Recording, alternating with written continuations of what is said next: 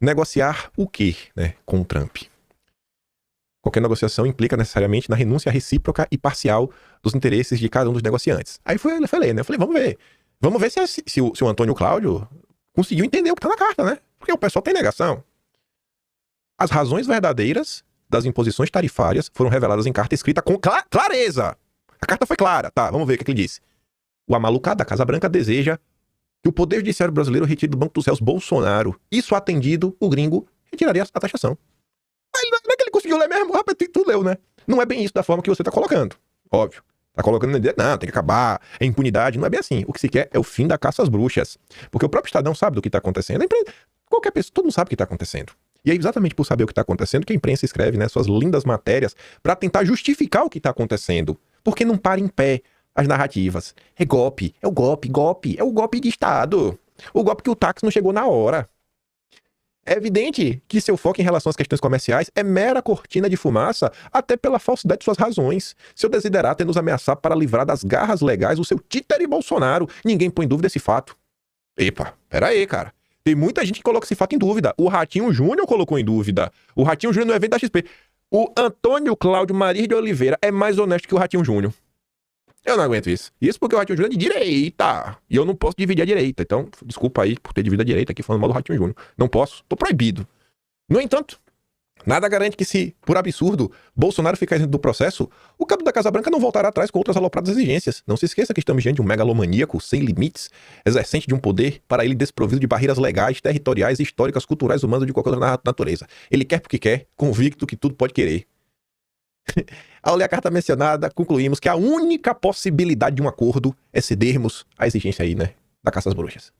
Diante dessa realidade, parece-me que não se deve mais mencionar a expressão negociação. Devemos sim, por meio da diplomacia, amparada pelas forças políticas e sociais da nação, trabalhar para dissuadir o atual morador de Washington de permanecer com sua irracional estapafúria perto dos 50%. Então, eu li, eu entendi, é isso mesmo, ele só vai seguir se acabar com a caça às bruxas. Mas a gente deve conversar com ele. Mesmo deixando claro qual o objetivo dele. Não, mas vamos conversar. Vamos conversar para ver se na conversa o Trump esquece a tarifa de 50%. Meu Deus do céu. Aí estamos chegando na matéria da Bela Megali, que eu tanto quero comentar com vocês. Mas antes, o Olivar está até em Washington. Vai pra lá para trazer informações de como as coisas andam. E o clima tá ruim, viu? Os defensores da democracia. Novas sanções a priori estão a caminho, gente. Na Casa Branca, os interlocutores de Trump, o que eles dizem, Loival, sobre as sanções às autoridades brasileiras? Pois é, aqui em Washington a perspectiva por parte do governo americano é realmente de impor novas sanções políticas, provavelmente esta semana mesmo. E diante do acordo que foi, pelo menos, anunciado ontem, né, eu digo assim, porque ainda vai haver muitos detalhes que serão definidos, mas o acordo, em linhas gerais, entre Estados Unidos e União Europeia, a avaliação das delegações brasileiras aqui em Washington é que esse acordo eleva a pressão sobre o Brasil, porque aquele quadro de os Estados Unidos estarem isolados vai se desfazendo. A União Europeia é o principal parceiro comercial. Aquele quadro vai se desfazendo. Os caras são tão pilantras que eles criam uma narrativa, aí a narrativa deles não cola. Não, que quadro, cara? Quadro, quem tem quadro é paciente. Você faz um diagnóstico preciso e fala qual é o quadro. Ó, tá com febre, tá resfriado, tá com a dor no ombro e com caganeira. Isso é um quadro. Eu não aguento aí. O consórcio é muito safado.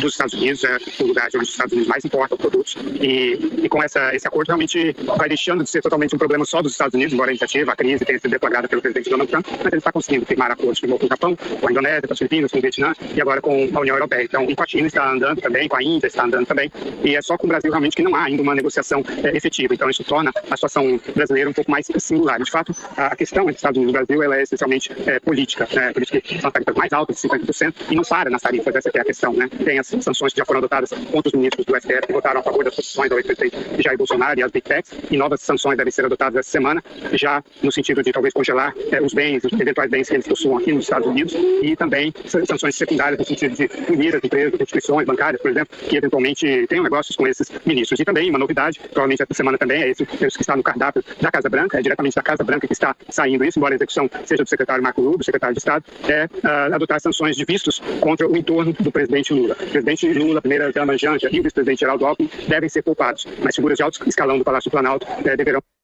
ser atingidas. Essa semana? Será que essa semana? Não, ó. O povo vai ficar ansioso demais, né? O povo tá ansioso demais. no clima aí em relação à embaixadora, a Maria Luísa Viotti? Ela se reuniu com os senadores, mas há uma possibilidade, por exemplo, de simplesmente os Estados Unidos não quererem mais uma representação diplomática por aí e ela retornar ao Brasil?